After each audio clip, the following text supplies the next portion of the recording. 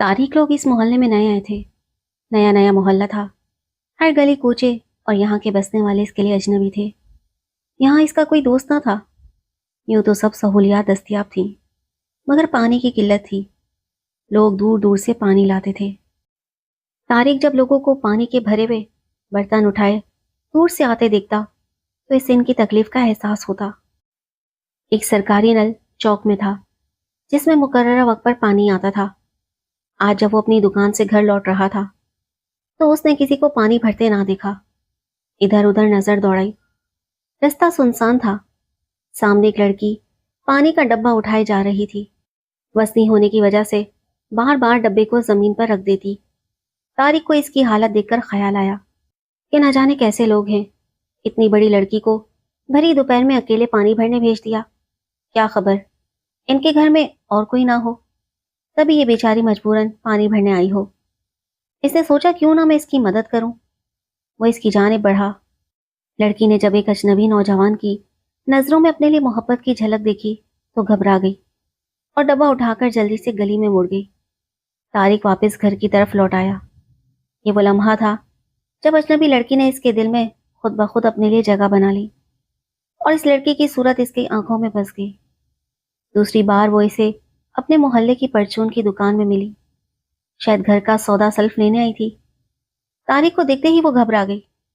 इसने जल्दी जल्दी अपना शॉपिंग बैग समेटा और दुकान से निकल गई।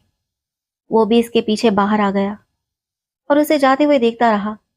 जब वो गली में मुड़ी तो वो भी गली के नुक्कड़ तक जा पहुंचा। देखा कि वो एक कच्चे मकान में दाखिल हो रही है। तब वो वापस आ गया। इसका मकसद सिर्फ लड़की का घर देखना था। इसी दौरान तारिक की दोस्ती एक लड़के से हो गई जो इस लड़की के घर के करीब ही रहता था। तारिक ने अपने नए दोस्त से लड़की के बारे में मालूमात हासिल की तो और भी अफसुर्दा हो गया।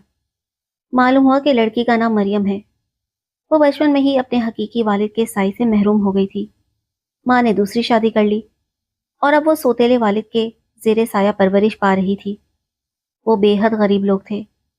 मरियम का सोतेला बाप जुआ खेलने का आदी था। जो कुछ कमाता जुआ खेलकर हार देता। घर का खर्च मरियम की माँ चलाती थी, जो दूसरों के घरों में काम करके दो वक्त की रोटी का बंदोबस्त करती थी। गुजारा बहुत मुश्किल से होता और सोतेले बाप का सुलूक भी मरियम से अच्छा ना था। ये सब बातें जानकर तारिक को मरियम पर बहुत तरस आया। 12-13 बरस की उम्र में वो माँ के साथ मेहनत मुशक्कत भी करती थी। वो सोचने लगा कि इतनी छोटी उम्र में ये गरीब बच्ची कितने दुख सह रही है। अगर मैं इसे हासिल कर लूं तो इसे इतना सुख दूंगा कि अपने तमाम दुख भूल जाएगी। आखिरकार इन लोगों को अपनी लड़की की कहीं ना कहीं शादी तो करनी ही है। इस दिन के बाद तारिक ने दुकान पर दिल लगाकर काम करना शुरू कर दिया और रफ्ता रफ्ता पैसे पसंदाज भी करने लगा। वो मोहल्ले में एक मोअज़्ज़िज़ शख्स बनना चाहता था ताकि मरियम के वालिदैन क्या कोई भी उससे रिश्ता देने से इनकार ना करे। मगर मरियम की जिंदगी में दुखों के दिन अभी बाकी थे। एक दिन जब तारिक दुकान से घर आ रहा था तो उसने देखा कि मरियम के घर के सामने लोगों का हुजूम है और सब आपस में बातें कर रहे हैं। वो करीब गया तो मालूम हुआ कि इस घर में एक औरत जल गई है। लोग इसे अस्पताल ले गए हैं। वो खौफजदा हो गया कि कहीं ये औरत मरियम की माँ ना हो। दिल में दुआ करने लगा कि खुदा करे वो कोई और हो। अगले रोज घर आया तो पता चला कि मोहल्ले में जो औरत जली थी वो मर गई है और वो मरियम की माँ ही थी। ये सुनकर तारिक को बेहद दुख हुआ। इसके लिए ख्याल ही सुहाने रूह था कि मरियम अब अपने सोतेले बाप के रहमो करम पर है। तारिक की माँ ने बताया कि लड़की की हालत बहुत खराब है। पड़ोसन कह रही थी कि बच्ची रोते रोते बेहोश हो जाती है। माँ की जुदाई मरियम से बर्दाश्त नहीं हो रही थी। कई दिन तक मोहल्ले में इस बच्ची की हालत के बारे में तस्करे होते रहे, लेकिन वो घर से बाहर नजर न आई। तारिक के दिल में ये ख्वाहिश मचलने लगी कि किसी तो और मरियम से बात कर सके और इसे तसल्ली दे सके। कई दिनों बाद एक रोज जब तारिक होटल से निकल रहा था तो मरियम सामने से आती नजर आई। वो अकेली नहीं थी, इसके साथ दो पड़ोसी औरतें भी थीं। मरियम की हालत देखकर तारिक को बहुत दुख हुआ। लड़की खस्ता हाल थी। औरतें इसे दिलासा दे रही थीं, मगर वो बदहवासी की कैफियत में थी। इसकी आंखें सुर्ख और सूजी हुई थीं। جیسے وہ اب بھی مسلسل روتی رہتی ہو۔ طارق کی آنکھوں میں بھی آنسو آ گئے۔ جب مریم نے اس کی طرف دیکھا تو فوراً منہ دوسری جانب پھیر لیا۔ طارق سے وہ مرجھائی ہوئی کلی دیکھی نہ گئی۔ وہ سوچنے لگا کہ کیسے اس لڑکی کو دلاسا دے، کیونکہ وہ اس قدر نخیف اور زرد نظر آ رہی تھی کہ خود طارق کو بھی رونا آ گیا۔ اس نے منہ پھیر لیا تاکہ مریم اس کے بہتے ہوئے آنسو نہ دیکھ لے۔ پتہ نہیں اس کا رد عمل کیا ہو۔ وقت گزرتا رہا۔ اب جب بھی وہ طارق کو نظر آتی اس کی حالت ویسے ہی ابتر ہوتی، جبکہ طارق چاہتا تھا کہ وہ اسے جینے کا احساس دلائے، ایک نئی زندگی کی امید دے۔ ایسے ہی دن گزر رہے تھے کہ طارق کے امتحان قریب آ گئے اور وہ اپنی تیاری میں مشغول ہو گیا۔ وہ اچھے نمبروں سے کامیاب ہونا چاہتا تھا تاکہ مستقبل سنوار سکے اور باعزت طریقے سے مریم کے گھر رشتہ بھیج سکے، اسے اپنی زندگی کا حصہ بنا سکے۔ طارق کی محنت رنگ لائی اور اس نے شاندار نمبروں سے BA کا امتحان پاس کر لیا۔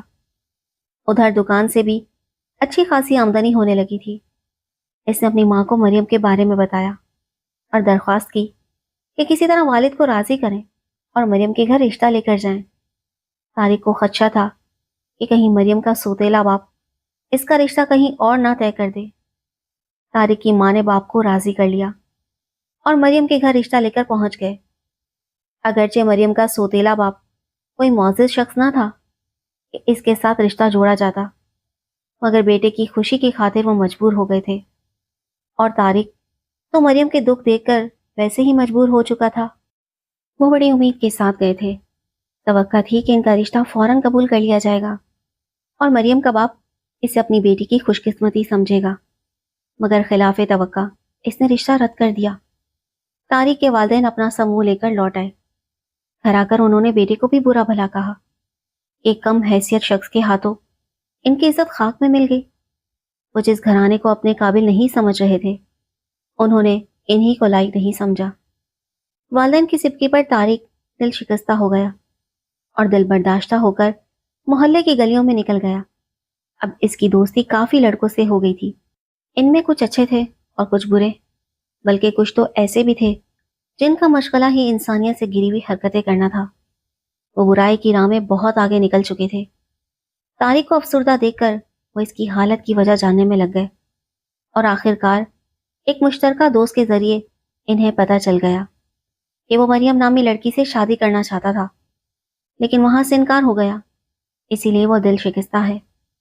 انہوں نے طارق کو ان کمزور لمحوں میں گھیر لیا، دلجوئی کے بہانے اسے اپنے ساتھ غلط جگہوں پر لے جانے لگے۔ شروع میں وہ انکار کرتا رہا، لیکن آہستہ آہستہ اس کا دل ان مشاغل میں لگنے لگا۔ پھر ایک وقت ایسا آیا کہ وہ پست حرکتوں میں اپنے دوستوں سے بھی آگے نکل گیا، اتنا آگے کہ واپسی کا راستہ بھی یاد نہ رہا۔ وہ عارضی خوشیوں اور لذتوں کے پیچھے بھاگنے لگا۔ مریم کی صورت ذہن میں دھندلانے لگی۔ اس کی محبت کا نرم و ملائم احساس بھی دل سے رخصت ہو گیا۔ اب وہ صبح ہوتے ہی دوستوں کے ساتھ آوارگی کا جشن منانے نکل جاتا۔ مریم جب پانی بھرنے جاتی تو اسے نظر آتی۔ وہ اب بھی پریشان دکھائی دیتی، لیکن طارق کے دل میں اس کے دکھ کا کوئی احساس نہیں جاگتا تھا۔ وہ مجرم کی طرح اس سے نظریں چرانے لگا۔ محلے کے لوگ بھی طارق کی حرکتوں کی وجہ سے اس سے کترانے لگے تھے، مگر اسے کسی کی پرواہ نہ تھی۔ ایک روز مریم کا سوتیلا باپ محلہ چھوڑ کر کہیں اور چلا گیا۔ طارق کو اس بات کی کوئی خبر نہ ہوئی کہ وہ لوگ کہاں اور کیوں گئے۔ طارق کے حال سے سب سے زیادہ اس کے والدین پریشان تھے۔ وہ اسے دیکھ دیکھ کر کڑتے رہتے۔ انہوں نے اسے بہت سمجھایا، مگر وہ ان کی بات ایک کان سے سنتا اور دوسرے سے نکال دیتا۔ دکان سے بھی اس کی دلچسپی ختم ہو گئی تھی۔ اب باپ کو ہی سارا وقت دکان پر بیٹھنا پڑتا تھا۔ طارق کبھی کبھار آتا، تھوڑی دیر بیٹھتا اور چلا جاتا۔ در حقیقت وہ دکان میں صرف پیسے لینے آتا تھا۔ اس کی عدم دلچسپی کی وجہ سے دکان کی آمدنی بھی گھٹنے لگی تھی۔ آخر ایک دن باپ نے اسے دکان سے نکال دیا اور کہہ دیا کہ اب تم یہاں سے ایک پیسہ بھی نہیں لوگے۔ تب وہ مالی طور پر پریشان رہنے لگا اور مایوسی نے اسے اور زیادہ گھیر لیا، کیوں اس کا دل گھر والوں سے بھی اچاٹ ہو گیا۔ انہی دنوں اس کے کچھ دوست لاہور جا رہے تھے۔ وہ بھی قسمت آزمانے ان کے ساتھ ہو لیا۔ وہاں روزگار کی تلاش میں کافی وقت لگ گیا۔ इधर उधर आवारा गर्दी भी की। बिलाखिर एक दोस्त के तवसुत से एक किरियाने की दुकान में मुलाजमत मिल गई और ठिकाना भी, लेकिन दिल का सुकून अब भी ना था। एक रोज दोस्त इसे दिल लुभाने वाली एक महफिल में ले गए, जहां हुस्न के जलवे बिखरे हुए थे। ये ऐसा घर था जहां रुसवाइयां दस्तक दिया करती थी, मगर मकीनों को इज्जत के खो जाने का एहसास तक ना था। तारिक ने खुद से सवाल किया, अरे ये तो शहर की बदनाम जमाना जगह है, मैं यहाँ कैसे आ गया? बहरहाल अब तो वो आ ही चुका था। दोस्तों ने एक कमरे में जाकर मामला तय किए और जो कमरा तारिक के हिस्से में आया, इसे इसमें धक्का देकर दरवाजा बंद कर दिया। तारिक अभी तक इसी सोच में डूबा हुआ था कि ये वो जगह है जहां शरीफ औरतें नहीं होती। तब इसने सामने निगाह दौड़ाई तो एक सजी संवरी औरत दिखाई दी। वो इतनी आराइश किए हुई थी कि पहचानी ना जा रही थी। इसी लम्हे एक पाकीज़ा तस्वीर इसके जहन के पर्दे पर उभरी, मरियम की तस्वीर। इसका ज़मीर जाग उठा, दिमाग झंझना गया। जाने के इस जज्बे के तहत उसने उस सजी हुई लड़की को एक थप्पड़ रसीद कर दिया और कहा, जब मैं शरीफाना तरीके से तुम्हें अपनी दुल्हन बनाना चाहता था तो तुम्हारे बाप ने रिश्ता देने से इनकार कर दिया, और अब तुम नकली दुल्हन बनकर मेरे सामने आ खड़ी हुई हो। देख लो तुम्हारे इनकार के बाद मेरा क्या हाल हो गया। इज्जत का रिश्ता मंजूर ना था और अब यहां आ गई हो। मरियम भी उसे पहचान गई थी। रोकर बोली, मैं यहाँ अपनी मर्जी से नहीं आई, मुझे जबरदस्ती लाया गया है। भला एक 15-16 साल की बच्ची क्या कर सकती थी? सोतेला बाप भी मुझे बेटी नहीं समझता था। सजा देनी है तो इसे दो, मेरा क्या कसूर? वही शख्स रुपए के लालच में मुझे इस बाजार तक लाया है। तारिक पर एक जुनून सा सवार हो गया। शायद इस दिन वो मरियम के सोतेले बाप को मार डालता, मगर इसके दोस्तों ने मुदाखलत की और वो शख्स तारिक के हाथ ना आया। दोस्त इसे अपने ठिकाने पर ले गए और नींद की गोली देकर सुला दिया। तारिक को एक बेगुनाह लड़की की तबाही का शदीद रंज था। इसके हालात देखकर तारिक की छठी हिस्स पुकार पुकार कर कह रही थी, इसे बचा लो वरना ये बर्बाद हो जाएगी। और वही हुआ। ख्वाहिश के बावजूद वो इसे ना बचा सका, क्योंकि वो सोतेले बाप के बस में थी और माशरा भी ऐसी मुदाखलत की इजाज़त नहीं देता। इसे सबसे ज़्यादा दुख इस बात का था कि वो मरियम के लिए कुछ ना कर सका। जब इसके वालिदैन रिश्ता लेकर गए थे तब तो मोहल्ले वालों ने भी साथ ना दिया था। बहरहाल ये वाकया तारिक के लिए एक ज़बरदस्त झटका था, जिसने इसका शऊर जगा दिया। वो सीधा अपने घर गया, वालिदैन से माफ़ी मांगी और कसम खाई कि दोबारा कभी इन दोस्तों के करीब नहीं जाएगा जो इसे इसके घर और इसकी इज्जत से दूर ले गए थे। अब वो राह रास्त पर आ चुका था और मरियम अब भी इस बाजार की जीनत इसके सौतेले वालिद की वजह से बनी हुई है।